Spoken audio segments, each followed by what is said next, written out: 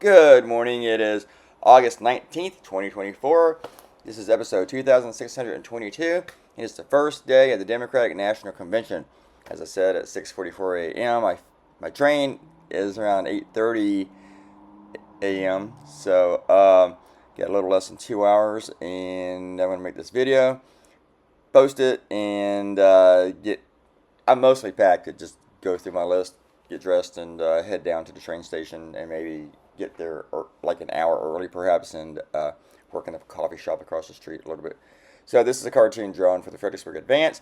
I was supposed to do something else for them on the same subject, on legal aid and evictions. That's a local thing here. They ran an article about it, and I wrote the cartoon last week. That cartoon, and I started working on it Friday, and so we did like week before last. I wrote two ideas. Well, I wrote several ideas, but my editor liked two ideas on two different subjects, and we did one of them last week, and then he said hold the other one on this subject for this week.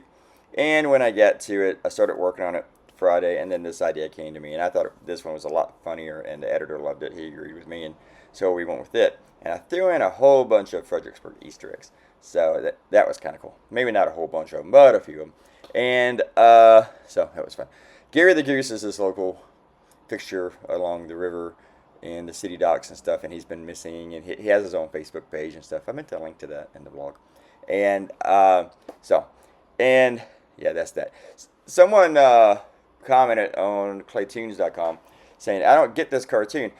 And I get that every time I draw a local cartoon. And it's like, well, if you don't get it, it's a local cartoon, I guess. And I put links to the stories.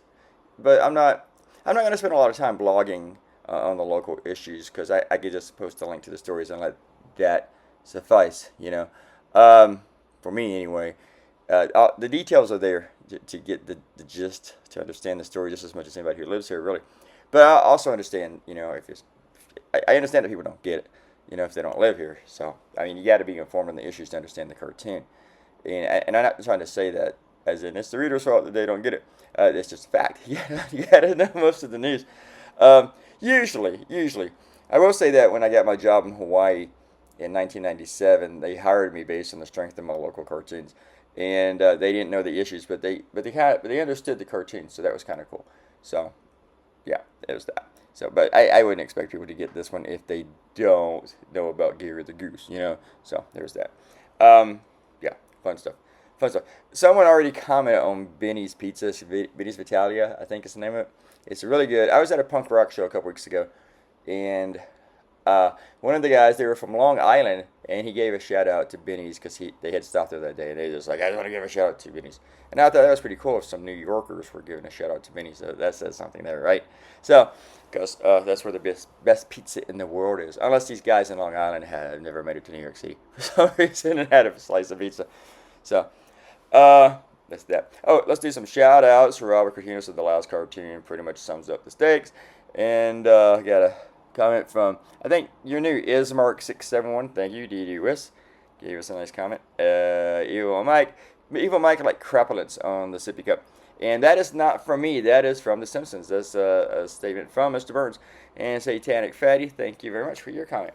Guys, everybody have a great week at the start of the week. And next time you hear from me, it'll be from Chicago. Chicago, my kind of town.